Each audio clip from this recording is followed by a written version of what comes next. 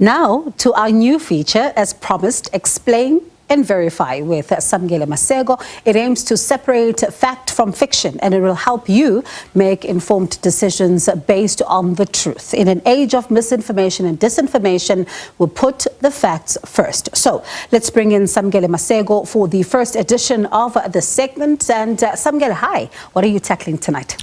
Very good evening to Bongiwe and to the viewers at home. Essentially, we are tackling in this new segment, we are separating fiction and the mistruth that may be there and misinformation from particular politicians in this era of elections. The aim is to keep listeners informed and educated. For tonight's show, we are looking at the electioneering claims made by leading political parties in addressing the scourge of unemployment. There are 7.9 unemployed people who are actively looking for jobs within the country. Unemployment has been described by both politicians and political analysts as a ticking time bomb.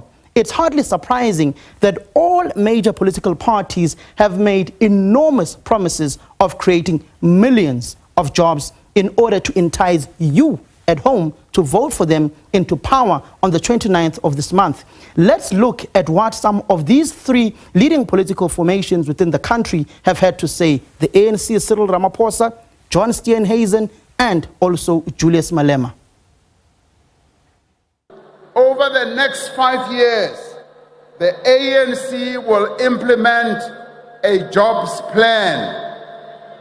Plan yemisebenzi, with the first pillar being a massified public employment plan by creating and sustaining 2.5 million work opportunities, delivering public goods and services. As the anchor tenant in a new multi-party government, the DA's key priorities during the 2024 to 2029 term will be to, 1, create 2 million new jobs for South Africans. Comrades, we are going to create jobs, and we don't make an apology when we say we are going to create jobs for all South Africans, irrespective of their qualification, irrespective of their age, irrespective of their background. These jobs are going to come from social housing and roads infrastructure. Just with social housing and roads infrastructure alone, we are going to build to create 4 million jobs. Comrades, we are going to source security guards and create a state-owned security company that will create 1 million jobs within a year. There you have it. These leaders, let's explain these particular claims. Job creation, 4 million, 2 million, 2.5 million. Essentially, these parties are saying they have an ace up their sleeves to create these millions of jobs in the short term to medium term. However, looking at written statistics of job creation, it is clear that to fulfill these promises, it will be a very high mountain to climb. Let's look at some of the statistics. Quarterly labor survey of 2013's quarterly survey comparison to 2023's quarterly survey. Bongiwe, let's look at just unemployment within the past decade of 5 years of Jacob Zuma as president of the country, 5 years of Cyril Ramaphosa, or 6 years of Cyril Ramaphosa because he took over finishing Jacob Zuma's term. In 2013, just after the ANC's Mangaung conference in 2012, unemployment within the country was 4.8 million.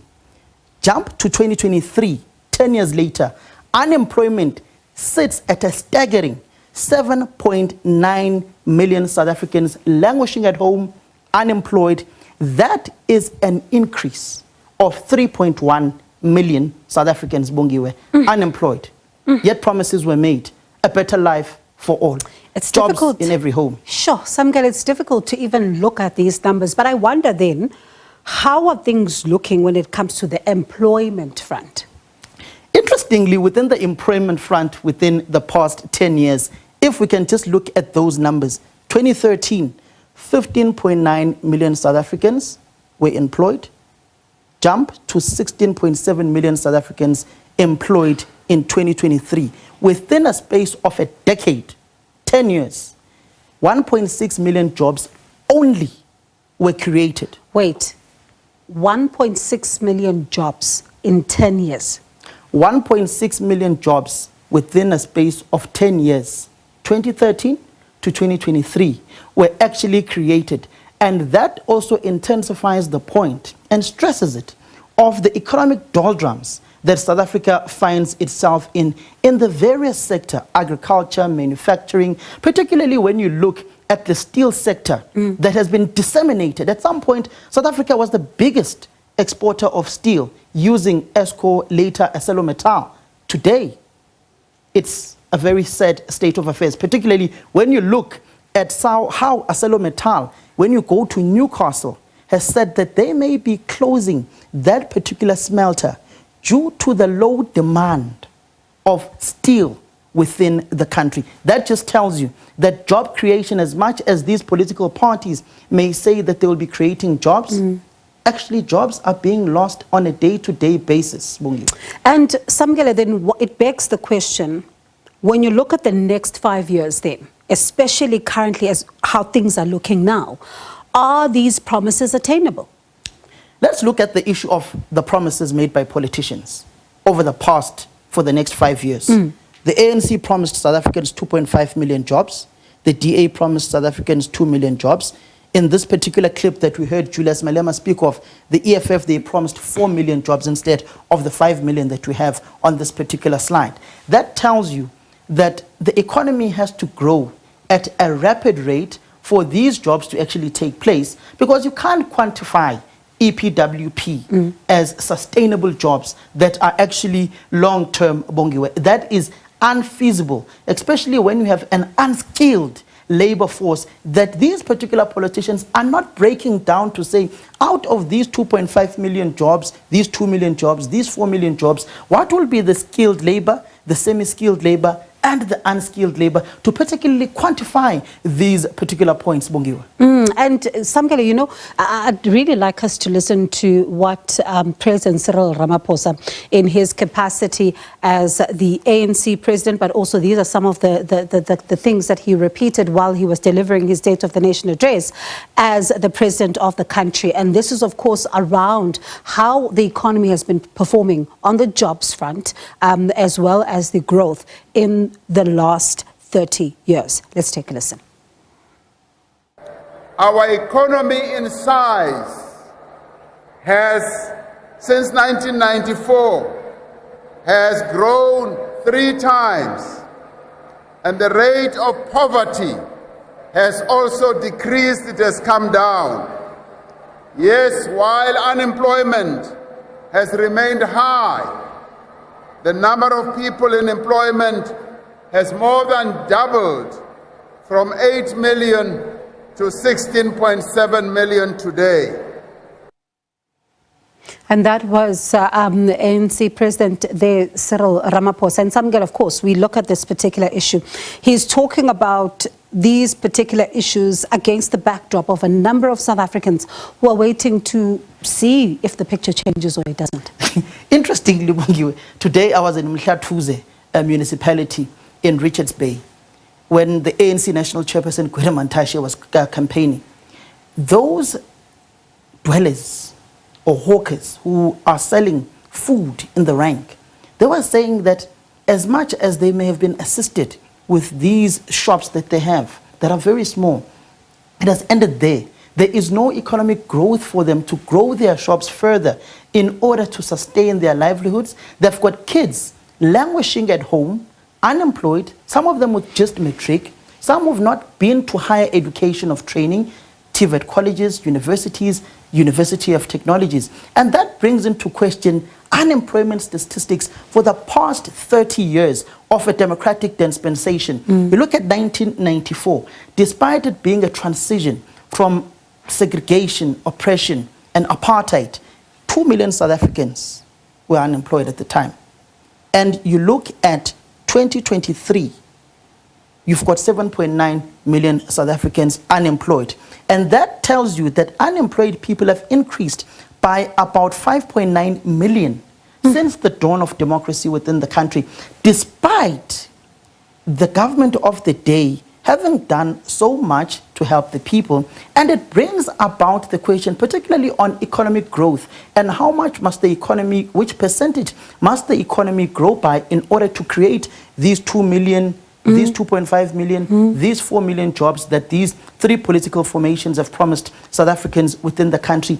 You begin to wonder, are those who were previously disadvantaged enjoying the fruits of democracy, where an economy is not growing at the rate that is envisaged by the national development plan of the country, which is not a plan, by the way, it's a vision. For instance, you look at the jobs and economic growth trajectory. For the economy to grow at the rate to create those particular jobs, an average of 5% average economic growth is needed. And that would effectively mean that 1% of economic growth creates about 140,000 jobs for South Africans currently languishing at home. And the NDP, the National Development Plan in Vision 2030, which was drafted by the incumbent president, speaks of unemployment at 2030, at 6%. How will that be achieved where you've got an economy that is in the doldrums, where you've got a Transnet, particularly when you look at the rail fleet, the rail infrastructure within the country that belongs to Transnet, that has been dilapidated. Whereas if you look at the past financial year, the Richards Bay Coal Terminal transported 60 million tons of coal outside of the Richards Bay Coal Terminal. In the previous financial years, 90 million tons of coal would go out of the Richards Bay Coal Terminal. And that tells you that the South African economy is on the back foot. You go to the Durban Harbour, there were backlogs. The president had to go and try and resolve those backlogs in Richards Bay and also at the Durban port. And that tells you if your goods coming in the country and your goods going out of the country are stuck at the port, economic activity is grinded. You just go to the July unrest, the trucks that were attacked on the N3, which is South Africa's economic corridor for economic imports and exports out of the country. South African ports had to have their goods diverted to the Namibian port. Some of the coal today is exported outside of Mozambique, outside of the borders of South Africa, coming from Mpumalanga. How will the economy grow? Also, Eskom. Exactly, because they need a stable supply of electricity. But at the same time, you mentioned something very important there. The NDP was touted as a blueprint, and it was that blueprint where we were all told is Vision 2030. This is where we'd like to go towards as South Africa. You're looking at issues of crime, education, and all of that.